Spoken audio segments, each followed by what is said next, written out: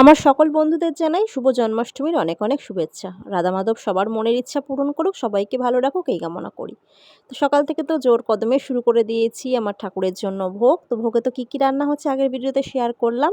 তো এখানে এই যে কিছুটা গুছিয়েছি আর কিছুটা করছি, একা হাতে সবটাই করতে হয়। তো ওখানে আগে পায়েসটা বসিয়েছিলাম, পাশে খিচুড়ির চাল ডালও সিদ্ধ হয়ে গেছে, লাস্টে একটু মানে সম্বারটা দিয়েছিলাম আর কি। ওই জিরে, আদা, টমেটো সব কিছু বেটে নিয়ে, টমেটোটা বাটি নিয়ে আর টমেটোটা কুচিয়ে দিয়ে দিয়েছিলাম। সাথে করব ৫ রকমের ভাজা, লাবড়া আর ওখানে তো মালপোয়া, তালের বড়া, এগুলো আগের দিনকেই সব কিছু করে নিয়েছিলাম। ভাজাটা একটু অল্প অল্পই করছি, কারণ আমার ঘরে না এই তরকারি থাকলে তখন ভাজাগুলো থেকে যায়, কেউ আর খেতে চায় না, শেষে আমাকেই ওগুলো জোর করে খেতে হয়।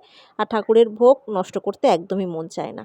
তো এখানে এই যে সবটুকুই করে নিয়েছি। হাসব্যান্ড সব কিছু সকাল সকাল আগের দিন কিছুটা করে দিয়েছে, গুছিয়ে দিয়েছে বাজার, আর সকালবেলা উঠে সমস্ত কিছু গুছিয়ে দিয়েছিল। আমিও এদিকে সমস্ত কিছু রান্নাবান্না সব কিছু চাপিয়ে দিলাম।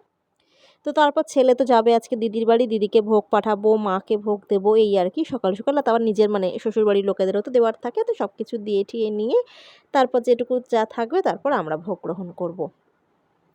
তো আরও অনেক কিছু ইচ্ছা থাকে একটু করে দেওয়ার, কিন্তু একা হাতে তো সবটুকু আর মানে করে উঠতে পারি না, যেহেতু একটু আগে পিছে করার কেউ নেই। তো মানে নিজের আর কি হাতের ওপরই সব কিছু। তো যতটুকু পারি গোপালের জন্য প্রত্যেক বছরই করি।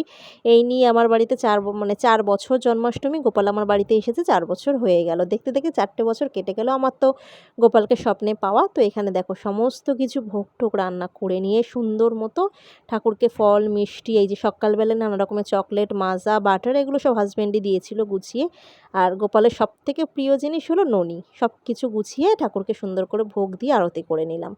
তো এই ছিল আমার বাড়ির জন্মাষ্টমীর ছোট্ট একটু আয়োজন। তো সেই ভিডিওটাই তোমাদের সাথে শেয়ার করলাম। আসছি আগামীকাল নতুন একটা ভিডিওর সাথে। সবাই ভালো থেকো, সুস্থ থেকো।